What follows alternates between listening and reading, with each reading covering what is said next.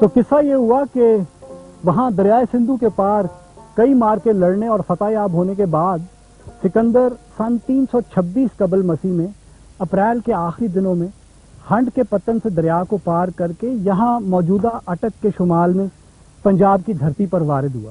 یہاں ٹیکسلا کا راجہ امبی اس کو ایک دوست کی حیثیت سے خوش آمدید کہنے کو موجود تھا۔ سکندر نے اپنے رواج کے مطابق راجہ امبی کے لائے ہوئے جانوروں میں سے کچھ کی بھیٹ دی اپنے دیوتاؤں کو، اور پھر یہاں سے شاہی قافلہ ٹیکسلا کی طرف چلا بڑی شان و شوکت کے ساتھ۔ ہاں ایک بات، آج کی طرح سکندر کا سفر کوئی 1-1.5 گھنٹے کا نہیں تھا، بلکہ اس زمانے کے جغرافیہ دان ہمیں یہ بتاتے ہیں کہ اونٹ، گھوڑے یا پیدل یہ سفر 3 دن لیتا تھا۔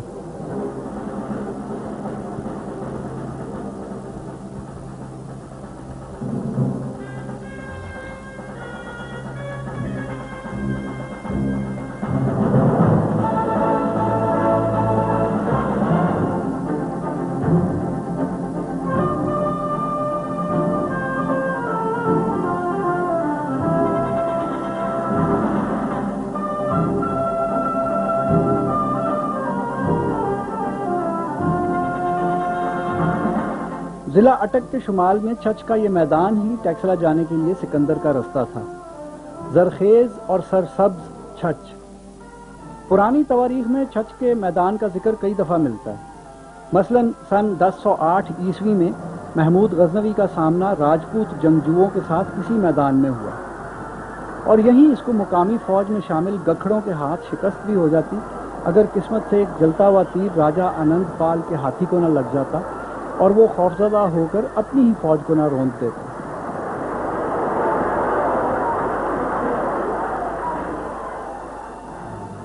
اس سے پہلے شوینزانگ نامی چینی پروہت سن 631 عیسوی میں ادھر سے ہی ٹیکسلا کو آیا اور پھر سن 645 میں اسی رستے واپس اپنے ملک کو گیا۔ جہاں سکندر اور محمود فتوحات اور نام کما رہے تھے تو وہاں شوینزانگ اپنی مذہبی کتابوں کی تلاش میں برے صغیر میں گھوم رہا تھا۔ وہ سب چھوٹے بڑے لوگ ادھر سے ہی گزرے اور ان سب کی منزل عظیم شہر ٹیکسلا تھی۔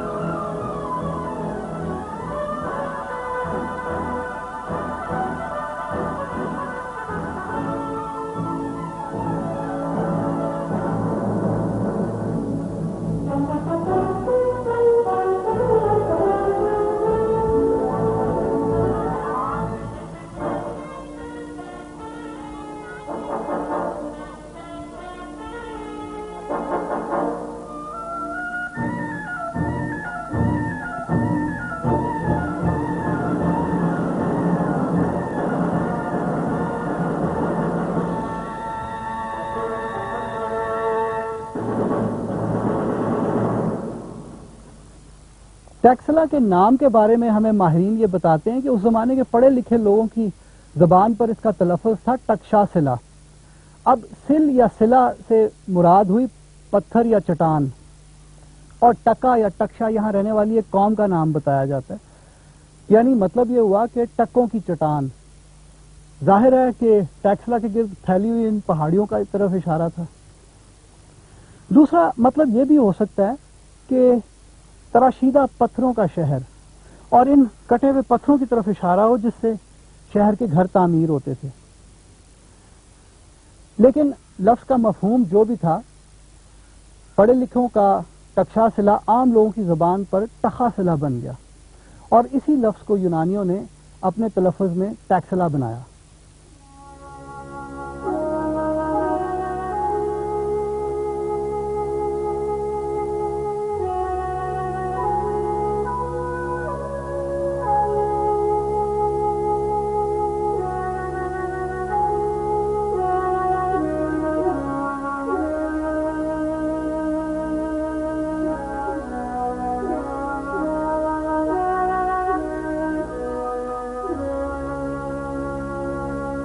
سکندر کے زمانے کا ٹیکسلا یہی ہے جسے ہم آج بھیڑ یعنی ٹیلا کہتے ہیں، کیونکہ کھدائی سے پہلے یہ یقیناً ایک ٹیلا ہی تھا. آریان نے لکھا کہ ٹیکسلا سندھو اور جیلم دریاؤں کے بیچ سب سے عالی شان شہر تھا. اور ہوتا کیوں نہ کہ یہ شہر ان عظیم شاہراہوں کے سنگم پر واقع تھا، جن میں سے ایک مشرق میں پاٹلی پتر یعنی پٹنہ سے مغرب میں کابل جاتی، اور یہ سڑک وہی تھی جسے بعد میں ہم نے شیر شاہ سوری سے منسوب کر دیا اور جرنیلی سڑک یا گرینڈ ٹرنک روڈ کا نام دیا. دوسری وہ جو ٹیکسلا کو جنوب میں ملتان سے ملاتی، اور پھر وہ جو کہ کشمیر سے ادھر کو آتی. سو یہاں دور دور کے سوداگروں کی آمد و رفت کی وجہ سے مال دولت کی ریل پیل تھی. یہ ایک دولت مند شہر تھا. لیکن یہ کھنڈرات معمولی اس لیے نظر آتے ہیں کہ سکندر کے زمانے کے ٹیکسلا کی کھدائی ابھی تک پورے طور پر نہیں ہوئی. وہ شہر یقیناً اس میدان پر خاصا پھیلا ہوا تھا. یہی نہیں، اس کے ساتھ ملحق عبادت گاہیں مل کر شہر کے پھیلاؤ کو اور وسعت دیتی تھی. اس کے علاوہ ٹیکسلا میں مشہور یونیورسٹی بھی تھی جو کہ 8ویں یا 9ویں صدی قبل مسیح میں قائم ہونے کے ناطے بر صغیر کی سب سے قدیم اعلیٰ درجے کی درسگاہ تھی. اس یونیورسٹی کا اصل ترہ امتیاز یہ تھا کہ یہ اس دھرتی کی سب سے پہلی اقامتی درسگاہ تھی، یعنی یہاں پڑھنے والوں کے لیے رہائشی ہاسٹل بھی تھا. وہ یونیورسٹی جس کا ہمیں تاریخ سے پتہ چلتا ہے، اس کے کھنڈرات آج تک نہیں دریافت ہو سکے، لیکن یقیناً شہر سے ذرا باہر کہیں ہوگی. بہرحال یہ وہ یونیورسٹی تھی جہاں سے 7ویں صدی قبل مسیح میں فارغ ہونے کے بعد ویاس نے مہابھارت، جو کہ بر صغیر کی ایک عظیم کتاب ہے، اس کو کتابی شکل دی. اس کے 100 سال کے بعد گوتم بدھ کے ساتھی اور دوست جیوکا نے یہیں سے طب کی تعلیم حاصل کی اور انسانیت کی خدمت کو نکلا. انہی دنوں میں یعنی 6 صدی قبل مسیح کے اندر پانینی، جو کہ دریائے سندھو کے پار ہنڈ کے نزدیک ایک گاؤں کا رہنے والا تھا، وہ بھی یہیں تعلیم پا کر گیا، اور اس نے پہلی مرتبہ سنسکرت کے گرامر کے اصول اور ضابطے منظم طور پر لکھے. گو مطلب یہ ہے کہ ٹیکسلا کی یونیورسٹی کوئی چھوٹی یونیورسٹی نہیں تھی، بلکہ یہاں سے بڑے بڑے دانشور فارغ التحصیل ہو کر گئے.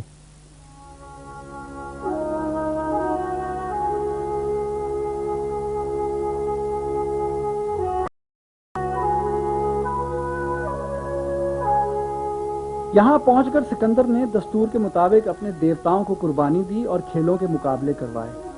تب شاید تاریخ میں پہلی مرتبہ ایسا ہوا کہ پنجابی پہلوانوں کا سامنا یونانی حریفوں سے جنگ نہیں بلکہ کھیل کے میدان میں ہوا.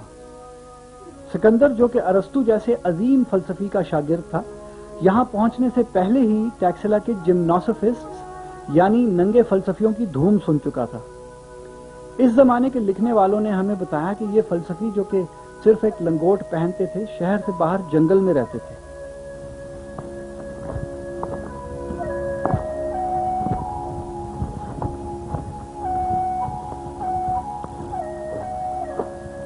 اپنے فلسفے کے مطابق یہ لوگ اپنے وجود کو بہت مشکلات میں رکھتے تاکہ سختی کے عادی ہو جائیں، اگر یہ کبھی ٹیکسلا کے شہر میں آتے تو لوگ یہاں ان کی بڑی پذیرائی کرتے، کوئی ان کو کھانا پیش کرتا اور کوئی ان کے سروں میں تیل ڈالتا۔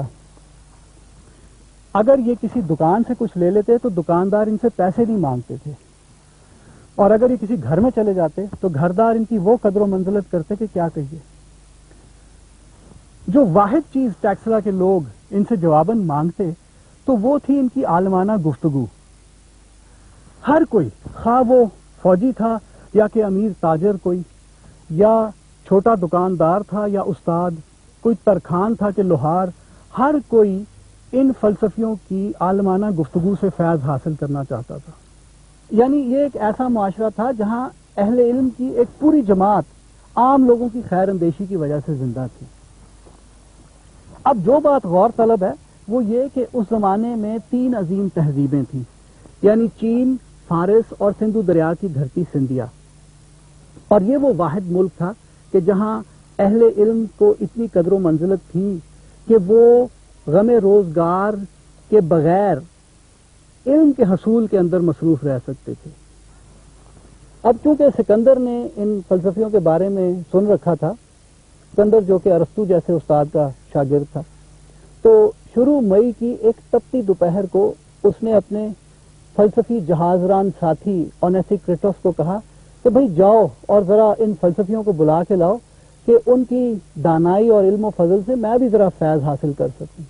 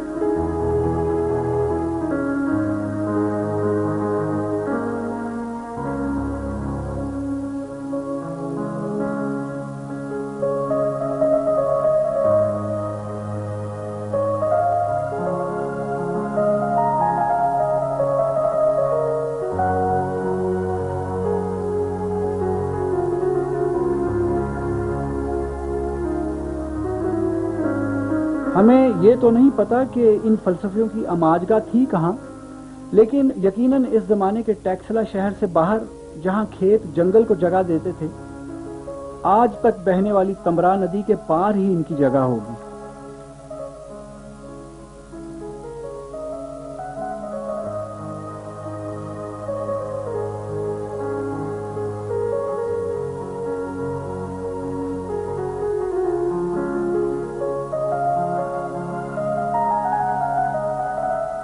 شاید یہیں جہاں کے سکندر کے بہت سال بعد دھرما راجی کا یعنی ایمان رکھنے والے راجا کا اسٹوپا اور خانقاہ بنی۔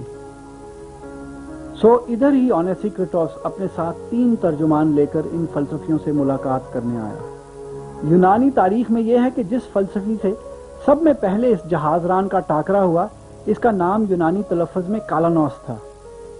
وہ ایسے کہ وہ ہر آنے جانے والے کو اونچی آواز میں کلیان کا نعرہ لگا کر سلام کرتا تھا۔ تو کلیان نے اونیسیکریٹوس کو کہا کہ ہاں تو تم ہمارا فلسفہ جاننے آئے ہو، تو سب سے اول ذرا کپڑے اتار کر ادھر ان تپے ہوئے پتھروں پر تو لیٹ جاؤ، پھر ہم تم سے بات چیت کریں گے۔ اس بات پر اونیسیکریٹوس ابھی کچھ اضطراب کی حالت میں کھڑا تھا کہ ان فلسفیوں کے گرو مندانس نے آواز لگائی کہ اے کلیان، یہ لوگ ہمارے مہمان ہیں اور مہمانوں سے ایسے بات نہیں کرتے۔ اور ساتھ ہی اس نے اونیسیکریٹوس کو اپنے پاس بلایا اور اس سے کہا کہ ہم تمہارے بادشاہ سے بہت خوش ہیں کہ وہ صرف ایک جنگجو ہی نہیں ہے بلکہ اس کو علم کی پیاس بھی خوب ہے۔ تو بات یہ ہوئی کہ یہ فلسفی جو تھے ایسے ہی جنگل میں رہنے والے کوئی گنوار نہیں تھے، بلکہ ان کو خوب علم تھا کہ ان کے ارد گرد کی دنیا میں کیا ہو رہا ہے۔ دوسری بات جو مندانس نے بہت ہی کمال کی تھی وہ یہ کہ اونیسیکریٹوس کو کہا کہ بھائی تم میرا فلسفہ سیکھنے تو ایک خام خیال کے ساتھ آئے ہو، میرا فلسفہ تم تک 3 ترجمانوں کے ذریعے کیا پہنچے گا؟ یہ تو بالکل ایسے ہی ہے کہ تم صاف پانی کو گارے میں سے گزارو اور توقع کرو کہ وہ شفاف ہی رہے گا۔ یعنی وہ جو دھوم سکندر نے ان فلسفیوں کی سن رکھی تھی وہ ایسی کوئی فضول بات نہیں تھی۔ مندانس نے بہرحال اپنے مہمان سے خوشی اور غم کی اصلیت کے حوالے سے گفتگو کی اور پھر پوچھا کہ آیا وہاں یونان میں بھی اس قسم کی سوچ ہے؟ جب اونیسیکریٹوس نے اس کو بتایا کہ ماضی میں فیثاگورس اور سقراط اسی فلسفے کے حامی تھے، بلکہ یہ کہ اس کا اپنا استاد ڈایوجنیز بھی یہی درس دیتا تھا، تو گرو نے کہا کہ یہ اچھی بات ہے کہ تم لوگ بھی دانائی سے واقف ہو۔ لیکن اس نے کہا کہ ایک بات جو یونان کے لوگ غلط کرتے تھے کہ وہ زرق برق کپڑے پہنتے تھے اور اپنے وجود کو عیش و عشرت کا عادی بناتے۔ اس گرو کی نظر میں وہی گھر یعنی وجود بہترین تھا جس کو کم سے کم مرمت اور دیکھ بھال درکار ہو۔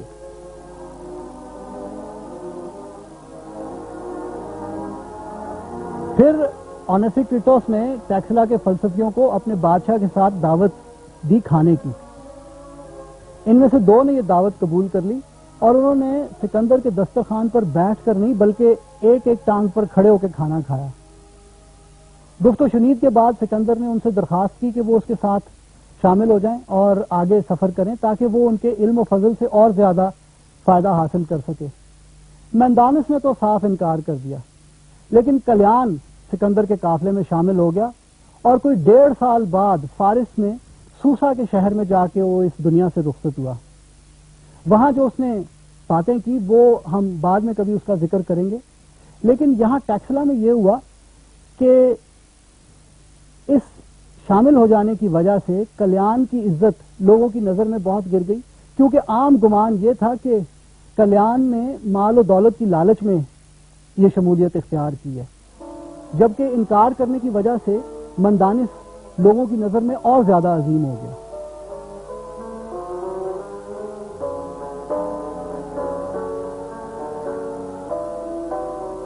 سکندر کے یہاں سے گزر جانے کے 20 سال بعد ہی یہاں ٹیکسلا میں یہ مشہور تھا کہ جب اونیسیکریٹوس نے مندانس کو سکندر کی دعوت پیش کی تو اس کے ساتھ ہی انعام و اکرام کا لالچ بھی دیا اور یہ بھی بتایا کہ اگر اس نے دعوت ٹھکرائی تو اس کا سر کاٹ دیا جائے گا۔ جواباً مندانس نے کہا کہ سکندر میرا سر کاٹ بھی دے تو کیا، کہ میری روح تو نہیں مار سکے گا، اور میری روح اس پھٹے ہوئے لباس یعنی اس تھکے ہوئے وجود کو چھوڑ کر مالک سے جا ملے گی۔ سو اونیسیکریٹوس تم جاؤ اور سکندر سے کہو کہ اس کے پاس ایسی کوئی شے نہیں جس کی مندانس کو ضرورت ہے۔ ہاں، اگر سکندر کو مندانس سے کچھ چاہیے تو وہ خود چل کر یہاں آئے۔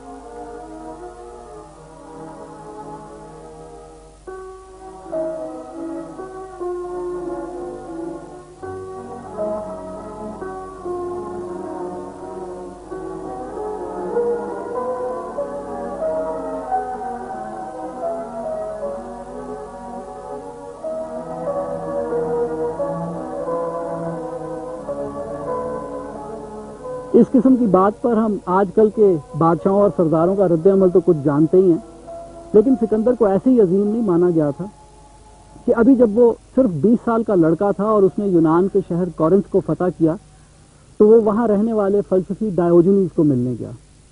پتہ چلا کہ فلسفی سمندر کے کنارے لیٹا دھوپ تاپ رہا ہے۔ سکندر ادھر کو ہی گیا، ایک شور پڑ گیا کہ بادشاہ آ رہا ہے، بادشاہ آ رہا ہے، لیکن اس زمانے کے فلسفی بھی خوب ہوتے تھے کہ ڈایوجنیز کو کوئی فرق نہ پڑا۔ قریب پہنچ کر سکندر نے بادب ہو کر پوچھا کہ اے استاد، میں آپ کے لیے کچھ کر سکتا ہوں؟ تو ڈایوجنیز نے ایک شان بے نیازی کے ساتھ کہا کہ ہاں، ذرا دھوپ چھوڑ کے کھڑے ہو جاؤ، اور سکندر کی عظمت یہ تھی کہ وہ واقعی دھوپ چھوڑ کے کھڑا ہو گیا۔ شاید یہاں بھی اس نے کوئی اسی قسم کا حربہ اختیار کیا ہو، کیونکہ ہمیں یہ پتا ہے کہ 2 فلسفیوں نے سکندر کی کھانے کی دعوت قبول کی تھی۔ کیا پتا ٹیکسلا کے عجائب خانے میں لگی ہوئی یہ چند مورتیاں ان عظیم فلسفیوں میں سے کچھ کی ہوں کہ جن کو ملنے کے لیے سکندر نے اپنے جہاز ران اونیسیکریٹوس کو مئی کی اس گرم دوپہر کو بھیجا تھا۔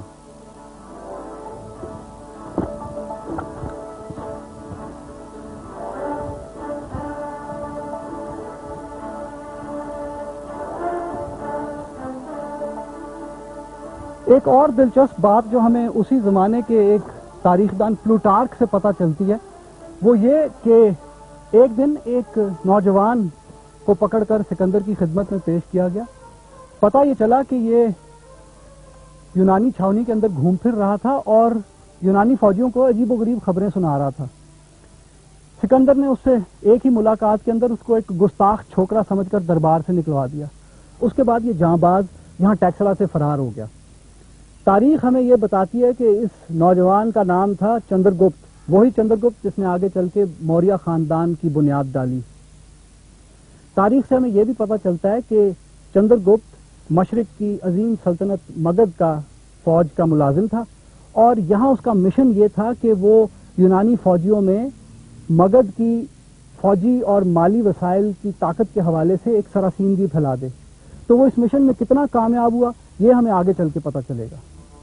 इस दौरान ये भी हुआ कि मौजूदा हजारा का वो राजा अदिसारस कि जिसकी फौज वहां सवात में पख्तूनों की मदद को जा रही थी, लेकिन सिकंदर की फुर्ती की वजह से ना पहुंच सकी, तो उसने भी अपने भाई को सिकंदर के दरबार में सुलह के लिए भेज दिया। टैक्सला के राजा अम्पी से तो पहले ही दोस्ती थी, तो अब सिकंदर को यहां कम से कम कोई खतरा नहीं था। सो दस्तूर के मुताबिक उसने यहां भी उन जख्मी और बूढ़े यूनानी फौजियों को आबाद किया जो कि मजीद फौजी नौकरी के काबिल नहीं रहे थे। हमें सिकंदर के जर्नैल नियारकस से ये पता चलता है कि इस शहर में चोरी चकारी बिल्कुल नहीं थी। वो बताता है कि लोग घरों से जाते हुए ताला वगैरह बिल्कुल नहीं लगाते थे, ना ही कारोबारी मामलात में कोई गवाह होते थे या कोई लिखत पढ़त। इसके बावजूद भी टैक्सला की अदालतों में धोखाधड़ी के कोई मुकदमात नहीं थे, क्योंकि इस शहर के लोग झूठ और फरेब को बिल्कुल जानते ही नहीं थे। एक और माखज से हमें यह भी पता चलता है कि टैक्सला शहर में बुद्ध के पैरोकारों के अलावा ब्राह्मण भी रहते थे, क्योंकि यहाँ सती का रिवाज था, यानी बेवा का अपने मुर्दा खावंद की अर्थी पर जल जाने का रिवाज। और यहाँ ऐसे लोग भी थे जो अपने मुर्दों को कौओं गिद्धों को डाल देते थे, यानी जरतुश्ती। टैक्सला में इस्तेमाल हथियारों के बारे में भी हमें जर्नैल नियारकस से ही कुछ पता चलता है। वो ये कि यहाँ तलवार जो थी वो चौड़े फल वाली थी, जिसकी लंबाई तकरीबन 5 फुट थी, बल्कि 5 फुट से कुछ ऊपर ही, और उसको दोनों हाथों से चलाया जाता था। जाहिर है ऐसी लंबी तलवार यहाँ पेटी में नहीं बल्कि कंधे के ऊपर पीछे पीठ पर टांगी जाती थी और उसको दोनों हाथ से यूं निकाला जाता होगा। कमान जो इस्तेमाल में थी वो तीरंदाज के कद के बराबर लंबाई में थी, जिसका निचला हिस्सा पैर से दबा कर रखा जाता था जमीन पर तीर चलाने के लिए, और जो तीर था उससे निकलता वो 3 गज लंबा था कि हर किस्म की जरा बख्तर को फाड़ कर हदफ पर पहुंचे। इसके अलावा टैक्सला के लोग अपने दिफा के लिए एक ढाल भी इस्तेमाल करते थे जो कि बांस की गुंधी हुई थी और उसके ऊपर मजबूती के लिए बैल का चमड़ा चढ़ा होता था। टैक्सला के अमीर लोग कानों में हाथी दांत के बाले पहनते थे, मर्द अपनी दाढ़ियों को सुर्ख, जामनी या सब्ज रंगते थे, और यकीनन जिनको आज यूरोप में पंख कहा जाता है, तो तारीख में पंख की पहली मिसाल यही टैक्सला के मर्द थे। इनके जूते सफेद चमड़े के होते थे, और जैसा कि आजकल देसी जूते पर धागे के काम का रिवाज है, वैसे ही तब था। लेकिन टैक्सला में एक रिवाज ये भी था कि जूते का तला मोटा हो ताकि पहनने वाले का कद जरा और ऊंचा लगे। अमीर लोगों के लिबास में सोने के धागे की कशीदाकारी होती थी और कभी कभी इनमें कीमती पत्थर भी जड़े होते थे। और जब ये बांके शहर में घूमने निकलते तो एक मुलाजिम इनको पंजाब की तेज धूप से बचाने के लिए इन पर छतरी की छांव किए रखता।